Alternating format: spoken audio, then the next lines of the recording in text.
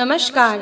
हमारे धार्मिक चैनल सनातन शांति वाणी में आप सभी का स्वागत है। आज हम बात करने जा रहे हैं शरीर त्यागने के बाद कहाँ जाती है आत्माएं। जाने मृत्यु के बाद का रहस्य। मृत्यु के बाद व्यक्ति की आत्मा कहाँ जाती है? यह सवाल हर किसी के मन में रहता है कि मरने के बाद आत्मा के साथ क्या होता है। मृत्यु के बाद व्यक्ति कहाँ जाता है, इसे शास्त्रों में वर्णित किया गया है। आइए जानते हैं मृत्यु के बाद का रहस्य। आत्मा का रहस्य धर्म शास्त्रों में वर्णित है। जो लोग धर्म शास्त्रों की बातों को पूर्ण रूप से सत्य मानकर अनुसरण करते हैं, उन्हें आत्मा पुनर्जन्म के विधान पर कोई संशय नहीं देती। ऋषि महर्षियों ने अपने योग आदि बल के समूचे ब्रह्मांड का निरीक्षण धर्म शास्त्रों की रचना पर किया है। मृत्यु के बाद आत्मा के साथ क्या क्या होता है, आत्माएं कहाँ जाती है, आगे की दुनिया कैसी होती है, विज्ञान की नजर में यह अभी भी एक रहस्य बना हुआ है। क्योंकि एक बार शरीर को त्यागने के बाद वापस उस शरीर में प्रदापित होना असंभव है।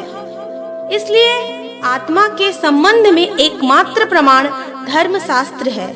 परम योगी श्री आदि शंकराचार्य का परकाया प्रवेश सर्ववर्धित है। मनुष्य संसार में आता है तो शरीर साथ होता है, लेकिन जाते समय वह अपना शरीर छोड़ देता है। मानव शरीर एक नश्वर है। जिसमें जन्म लिया है उसे एक ना एक दिन अपने प्राण त्यागने ही पड़ते हैं। भले ही मनुष्य या कोई अन्य प्राणी 100 वर्ष या उससे भी अधिक क्यों न जी ले, लेकिन अंत में उसे अपना शरीर छोड़कर वापस परमात्मा की शरण में जाना ही होता है।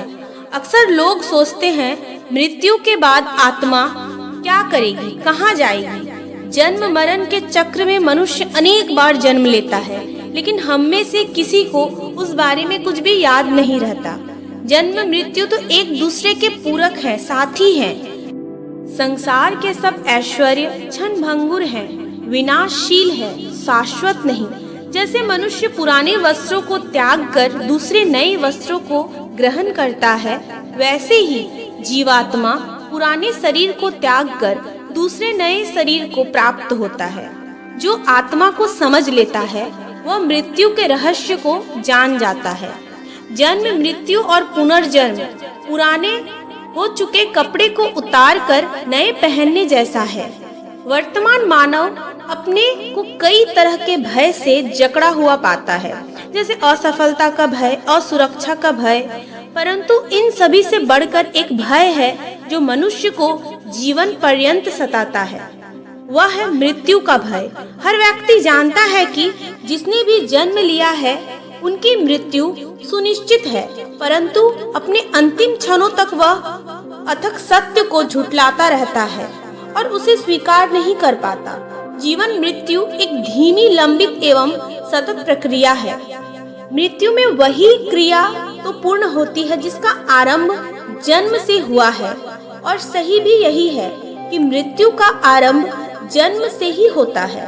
इसीलिए अक्सर कहा जाता है कि अंत ही प्रारंभ है। गरुड़ पुराण एवं गीता आदि धार्मिक ग्रंथों के अध्ययन से जन्म एवं मृत्यु आत्मा से संबंधित तत्वों का बोध होता है। गीता के उपदेशों में भगवान श्री कृष्ण कहते हैं कि आत्मा अमर है, उसका अंत नहीं होता, वह सिर्फ शरीर रूपी वस्त्र बदलती है। गरुड़ पुराण जो मरने के पश्चात आत्मा के साथ होने वाले व्यवहार को व्याख्या करता है, उसके अनुसार जब आत्मा शरीर छोड़ती है तो उसे यमदूत लेने आते हैं। मानव अपने जीवन में जो कर्म करता है, यमदूत उसे उसके अनुसार अपने साथ ले जाते हैं। शास्त्रों में वर्णित है, तथ्यों कथन के अनुसार अगर मरने वाला सज्जन पुण्यात्मा है तो उनके प्राण निकलने में कोई पीड़ा नहीं होती, लेकिन अगर वो दुराचारी या पापी हो तो उसे पीड़ा सहनी पड़ती है। आत्मा के बारे में सभी तत्व धर्म शास्त्रों में वर्णित है। इन्हें मानना अथवा न मानना व्यक्ति के अपनी इच्छा के ऊपर निर्भर करता है।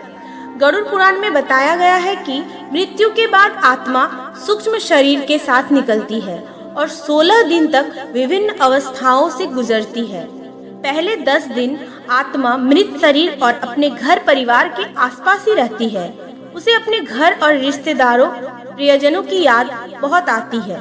11वें और 12वें दिन यमदूत उसे यमलोक की यात्रा पर ले जाते हैं और जो 13वां दिन होता है उसमें आत्मा को यमराज के दरबार में ले जाया जाता है, जहां उसके कर्मों का लेखा जोखा प्रस्तुत किया जाता है और 14 से 16वें दिन तक आत्मा को स्वर्ग, नरक या पुनर्जन्म का मार्ग मिलता है और कर्मों का निर्णय भी उनके साथ ही होता है।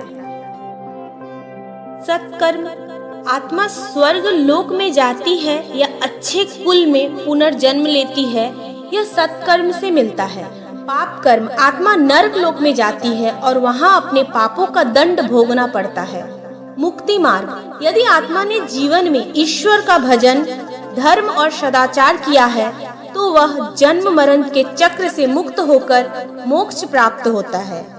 मृत्यु के बाद आत्मा तुरंत गायब नहीं होती, वह सूक्ष्म रूप में शरीर के अलग यात्रा में निकलती है। उसके अगले गंतव्य का निर्णय उसके कर्म और संसार के पाप पुण्य से होता है। आत्मा 3 ही रास्ते पा सकती है, स्वर्गलोक, नरक और मोक्ष। यही कारण है कि मृत्यु के बाद परिवारजन श्राद्ध, तर्पण और पिंडदान करते हैं ताकि आत्मा की यात्रा सरल और शांतिमय हो।